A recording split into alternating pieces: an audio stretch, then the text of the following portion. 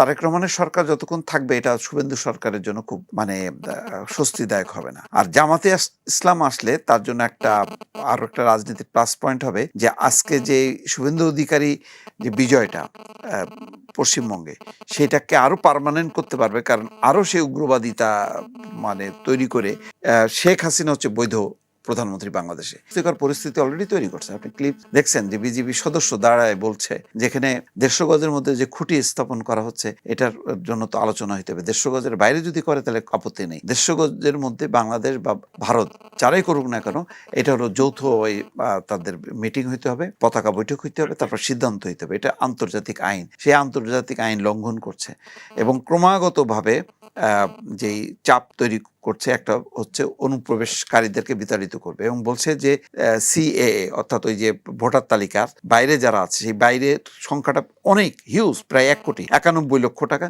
91 লক্ষ সেই জনগোষ্ঠী, তার মধ্যে অধিকাংশ গরিব এবং হচ্ছে মুসলিম। তো তাদেরকে যদি অনুপ্রবেশকারী হিসাবে চিহ্নিত করা হয় এবং তাদেরকে যদি ঠেলে দেওয়ার যেটা বলছে অলরেডি যে তাদেরকে সারেন্ডার করা হবে বিএসএফ এর কাছে এবং বিএসএফ বাংলাদেশে ফেরত পড়ে, এটা তো বিরাট চাপ। পুরো সীমান্ত জুড়ে একটা উত্তেজনা তৈরি করে ফেলছে শুভেন্দু সরকার। তো এই চাপটা তো সরকারের উপর, বিএনপি সরকারের উপর, এবং এক ধরনের চ্যালেঞ্জ তৈরি করা। তারা ধরেই নিছে যে এই 91 লক্ষ যেই ভোটার তালিকার বাইরে যারা গেল এরা সবাই অনুপ্রবেশকারী এবং সবাই বাংলাদেশ থেকে গেছে।